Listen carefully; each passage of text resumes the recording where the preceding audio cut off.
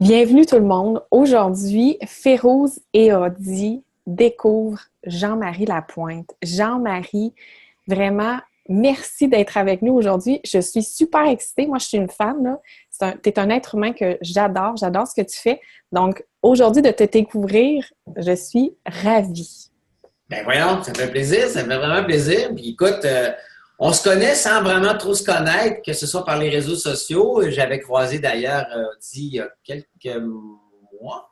Oui, dans une conférence. Ouais, on s'était vu dans une conférence et puis ça a tout de suite cliqué. On s'est dit, c'est sûr, nous autres, on s'aime, puis on va se faire un événement, on va participer à quelque chose ensemble. Et voilà, le grand jour. On plonge. On plonge et On se fait un casse de commence bain, à- pain, ouais. puis on plonge. Let's go. Première question. OK. Jean-Marie, es-tu spirituel?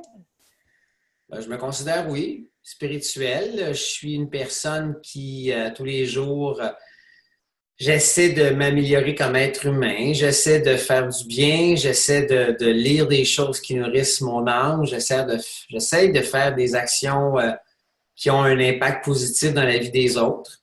Je me nourris spirituellement, mais je me nourris aussi, par des choses qui donnent du sens à ma vie. En fait, le mot spiritualité, c'est aussi qu'est-ce qui donne du sens à ma vie, qu'est-ce qui est positif dans ma vie puis dans celle des autres. Parce que le laps de temps qu'on a sur Terre, il est court. Donc, le temps que j'ai ici à ma disposition, ben, je veux créer plus de bonheur que de chaos.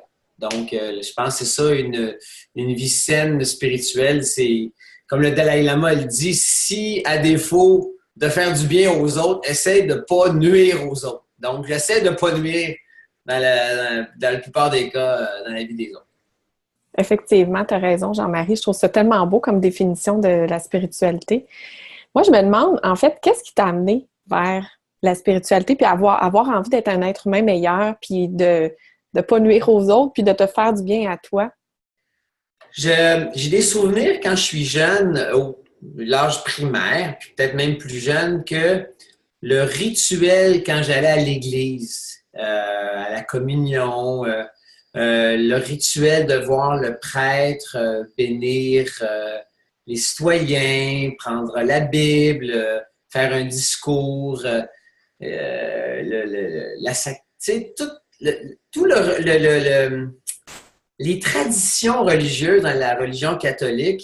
Moi, j'aimais les rituels. Et quand je rentrais dans l'église, il y avait quelque chose qui se passait en moi qui m'apaisait. Et j'ai découvert dans mes voyages, je suis allé souvent en Asie, que peu importe si je rentrais dans un temple bouddhiste, dans une église, dans un lieu saint chez les Juifs, il y avait cette espèce de présence apaisante, il y avait une espèce d'énergie, il y avait un calme qui m'habitait quand j'arrivais dans ces lieux saints, des lieux sacrés de toute religion. Et ça m'a toujours habité depuis que je suis tout petit, ça. Donc, ça a toujours fait partie de moi, mais j'avais peut-être pas les mots pour l'exprimer, mais je le ressentais. Donc, la spiritualité, c'est aussi quelque chose que tu ressens et que tu as peut-être parfois de la difficulté même à exprimer tellement que c'est grand. Alors, tu sais, quand tu es en état d'éveil, un état de grande béatitude, tu n'es pas capable de mettre des mots là-dessus. Puis dès que tu essaies de l'exprimer ou de l'expliquer, tu n'es plus dedans. Tu n'es plus dans l'état d'éveil, tu n'es plus dans l'état de j'allais dire, de grande ouverture. Donc, j'essaie de l'expliquer, puis qu'en même temps, je me rends compte que c'est très difficile de l'expliquer parce que c'est quelque chose qui se vit. C'est un peu comme je te disais, ben écoute, décris-moi le goût du café. Là. Alors, tu sais, si tu veux essayer de découvrir toi-même le café, il faut que tu y goûtes. Donc, tu ne peux pas essayer de. En tout cas, tu vas te perdre dans ta définition à savoir c'est quoi le goût du café, puis c'est quoi le café. Mais je pense que la religion ou la spiritualité au sens plus large, je pense que c'est ça, c'est quelque chose qui est plus difficile à définir parce que c'est très intime. Puis qu'en même temps, je pense que c'est un état d'être, puis c'est un état d'ouverture et de grande vulnérabilité aussi. Oh, je suis tellement d'accord. Ouais. Grande vulnérabilité, c'est tellement vrai. Jean-Marie, on vient sur Terre, semblerait-il, pour évoluer. Toi, quel a été ton plus grand apprentissage de vie? Tu peux partager? Oui, certainement. J'ai l'impression que c'est directement en lien avec la mort. que ce soit la mort d'un animal, la mort d'un proche, la mort de ma mère, la mort de personnes que j'ai accompagnées en fin de vie. C'est vraiment un enseignement extrêmement puissant et à la fois très, très, très simple et ordinaire parce que quelques secondes avant que la personne arrête de respirer, elle est en vie. Puis à un moment donné, quand le souffle s'arrête, la personne elle est déclarée morte. Donc, on parle, c'est un mince, mince, mince fil, là. La vie, c'est très, très, très mince. Donc, je dirais que d'avoir reçu comme un coup de 2 par 4 d'en face l'enseignement de la mort quand ma mère est décédée, c'était la mort la plus douloureuse dans ma vie. Ça m'a ouvert les yeux. Puis il y a une phrase qui dit tellement bien ça, que la mort ferme les yeux du mourant, mais ouvre ceux du vivant. Alors moi, la mort de ma mère m'a frappé de plein fouet, m'a ouvert les yeux. Et suite à ça, s'en est suivi une quête de sens de la vie, sens de la mort. Où est-ce qu'on va après que notre vie se termine ici? Où vont ceux qu'on a aimés et qui ne sont plus là? Donc, tu sais, c'était ça qui était comme une remise en question et qu'on dirait que comme un tremblement de terre, là, après que la dernière secousse s'est fait sentir, tu regardes, bon, OK, qu'est-ce qui est en place? Où est-ce que je suis là-dedans? Ben, on dirait que j'ai tenté de me repositionner par rapport à ma propre vie. Puis j'avais 26 ans à ce moment-là quand ma mère est décédée. Donc, à 26 ans, c'était comme s'il y avait une vie avant et une vie après dans la vie de Jean-Marie. Un peu comme une femme qui va mettre au monde un enfant, sa vie change à jamais. Tu sais. Elle a découvert qu'est-ce que c'est d'être une maman. Comme un père qui a des fois, bon, maintenant qui est rendu papa, qui a un enfant dans ses bras, je pense que c'est peut-être encore plus brutal dans la vie d'une femme parce que tu as porté cette vie-là, tu sais. Mais j'ai l'impression que dans ce cas-là, moi, la mort m'a ouvert les yeux et c'était une des grandes expériences de vie que j'ai eues et qui m'a changé à jamais et qui m'a rendu, je t'ai tantôt dit, je te parlais de vulnérabilité puis ça t'a allumé. Ben, la rencontre avec la mort m'a rendu beaucoup plus vrai, beaucoup plus vulnérable et a ouvert la voie à plein d'autres sources de vulnérabilité, dont les personnes en situation d'itinérance, les personnes en fin de vie que j'ai accompagnées, les personnes handicapées, les troubles alimentaires, les ados en thérapie, qui sont devenus des causes qui me touchent encore aujourd'hui après 20 ans, 25 ans.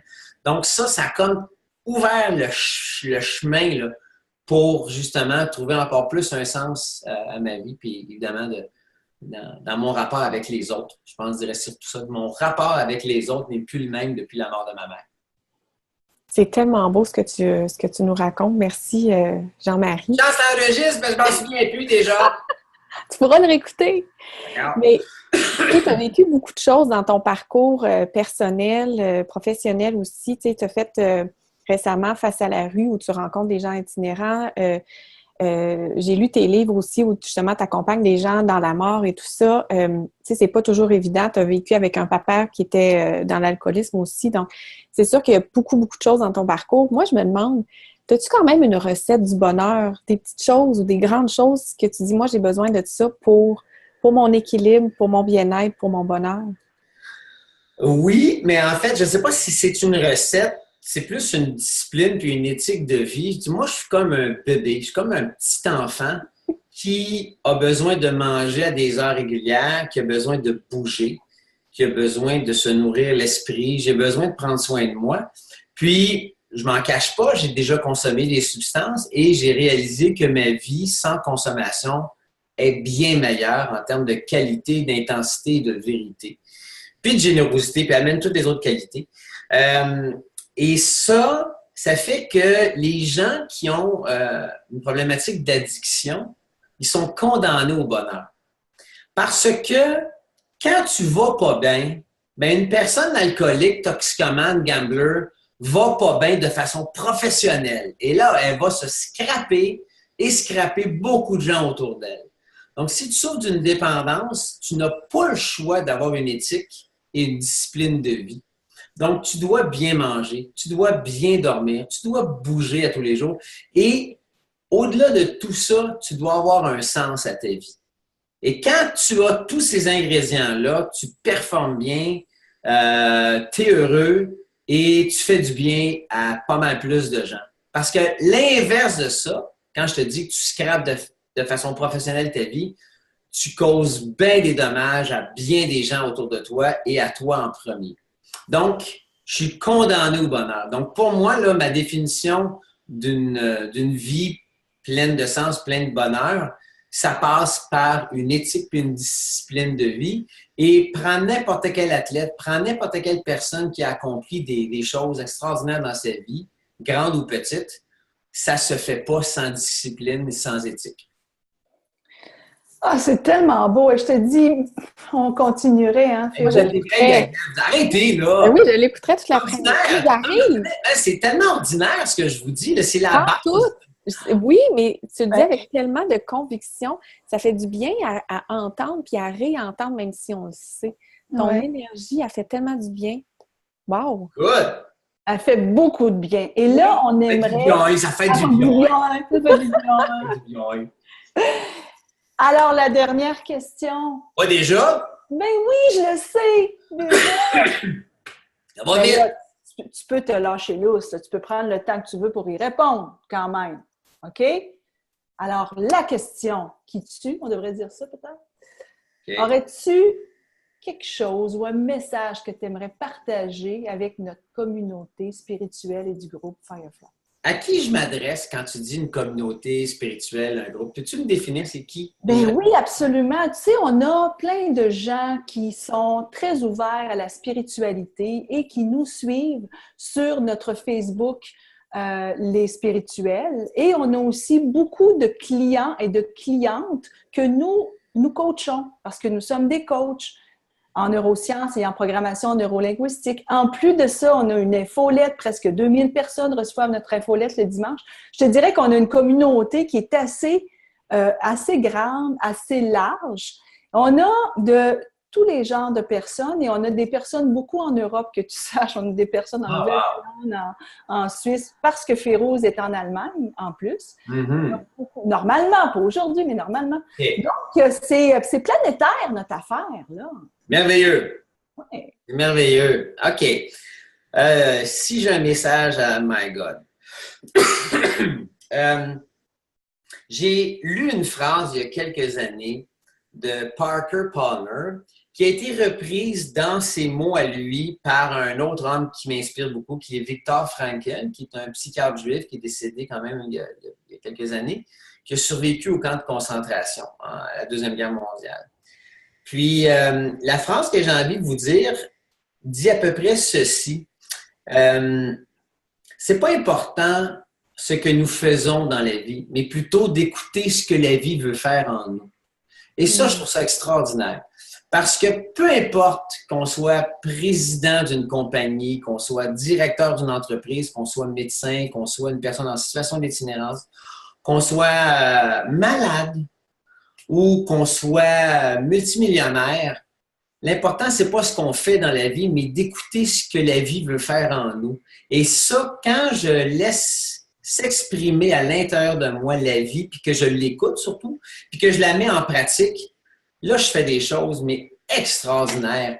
Puis pas dans un terme extraordinaire que je vais recevoir un prix Gémeaux pour ça, ou que je reçois une décoration, ou que je me fais dire que je suis donc bien fin, gentil, puis beau. Non, mais quand je laisse la vie s'exprimer en moi, puis que je le manifeste dans ma vie de tous les jours, c'est là qu'il y a des petits miracles. C'est là qu'il y a des petites choses qui se passent et qui donnent du sens à ma vie. Donc, peu importe notre appellation, qu'on soit avocat, qu'on ait un titre, qu'on soit cuisinier, quand on écoute ce que la vie veut faire en nous, il se passe des choses extraordinaires. Donc, oui, je pourrais te dire ça. Puis la preuve de tout ça, là, c'est la série sur laquelle je travaille présentement qui s'appelle Face à la rue. Férouz en a fait mention tantôt, mais c'est quand même parti d'une inspiration entre deux personnes, Lynn Deneau et moi-même. Lynn, qui était l'ancienne grande patronne de Canal Vie, que j'adore. Et on s'est rencontrés, on a fait un lunch, on a jasé. Et subitement, Lynn me dit ça. Qu'est-ce que tu aimerais faire si tu avais à faire un autre projet avec moi? C'est quoi qui t'anime? Qu'est-ce qui t'inspire présentement? Et là, je dis, moi, la situation de l'itinérance, ça me touche. Et je lui explique que je rencontre des gens qui sont dans la rue. Quand je quitte le pont Jacques-Cartier vers Montréal, je reviens du bassin olympique où je m'entraîne, puis je croise des gars qui sont au point de Delorimier, puis Ontario, puis que j'entame une conversation avec ces gars-là qui viennent toquer dans ma fenêtre puis qui viennent me demander un peu d'argent ou pas pantoute. Des fois, ils vont juste m'envoyer la main puis ils me jasent. Comment ça se fait que j'éprouve quelque chose d'extraordinaire à la rencontre de ces gens-là alors que souvent, j'ai fait semblant de ne pas les voir parce que j'étais mal à l'aise, parce que je ne savais pas si je devais leur donner de l'argent ou peu importe. Puis qu'au fur et à mesure de notre conversation est née une série documentaire qui s'appelle Face à la rue. Et ça, là, c'est parce que j'ai fait quelque chose, c'est que j'ai écouté la vie se manifester en moi. Et cette espèce de volcan-là qui cherchait à sortir, ben, pour l'exprimer encore mieux, ben, j'avais besoin d'une réalisatrice, j'avais besoin d'un diffuseur, j'avais besoin d'une équipe technique, j'avais besoin d'une gang pour vraiment exprimer ce que la vie voulait exprimer en moi. Et ça a donné Face à la rue. Donc, hey, je pense que je m'en viens un bon policier. Tu m'as posé une question longue de même. Ça fait 20 minutes que je te réponds une réponse longue de même. Mais je pense que c'est ça que j'aurais envie de dire en terminant, tu sais, d'écouter ce que la vie veut faire en moi. Et c'est ce que j'encourage les gens à faire. Je trouve ça tellement beau. Puis je te dirais, Jean-Marie, que quand tu laisses la vie parler à travers toi, les gens le ressentent parce que moi, j'ai vu Face à la rue aussi, puis je me disais, waouh, c'est tellement beau de te voir aller, que ça donne l'inspiration aussi de faire la même chose. Donc, merci parce que par ton exemple, ça inspire à faire de même pour notre vie à soi, puis d'aller dans cette discipline qu'on a pour notre propre vie, pour devenir les agents de bonheur, puis aussi pour pouvoir partager la compassion aussi, parce que je pense que c'est intéressant, justement, l'itinérance. Moi, ce qui me touche, c'est que personne n'est à l'abri de ça. Non, personne n'est à l'abri. Puis tu vois, ça me fait réfléchir à une petite phrase que je vais ajouter pour terminer, que j'avais lue récemment sur LinkedIn. Puis ça vient, je pense que ça vient d'Anthony Robbins. Mais moi, ce que j'ai beaucoup aimé de ce qu'il a dit, c'est, je l'ai dit en anglais, puis je vous la traduis en français après. Your deepest pain is your greatest gift if you learn how to use it. Puis la façon que je l'ai traduite, c'est ta plus grande peine, ta plus grande souffrance peut devenir ton plus beau cadeau. C'est si tu sais comment t'en servir, puis aussi si tu sais comment bien le déballer. Parce qu'un cadeau, si tu ne le déballes pas, ça reste quelque chose de mystérieux. Donc, ta plus grande souffrance, si tu sais la déballer et t'en servir, là, c'est là que ça donne du courage à ceux qui sont dans le noir, à ceux qui sont dans le désespoir, à ceux qui sont découragés, qui sont suicidaires, qui vivent une épreuve épouvantable, une maladie mentale ou physique. Bien, ça peut devenir ton plus beau cadeau si tu le déballes et tu sais t'en servir. Donc, je terminerai là-dessus parce que il y a beaucoup de gens qui nous écoutent présentement qui vivent des passes difficiles et qui sont dans le doute, qui sont dans le désespoir, qui sont dans la noirceur. Et d'entendre ça, ça fait peut-être juste nous rappeler que donne-toi du temps. C'est épouvantable ce que tu vis, mais donne-toi du temps parce que ça va peut-être être ta plus belle façon d'entrer dans le monde et de te servir de cette souffrance-là pour rentrer dans la souffrance de l'autre aussi, en relation avec la souffrance de l'autre. Quel beau cadeau! Hein? Et on veut le garder avec nous. Je sais. Ben, je suis là! Mais alors, on doit quand même terminer, D'accord. dire merci, mais nous, on te garde 1 minute de plus. Oh, ma coquine! Oh! Alors, bye-bye tout le monde.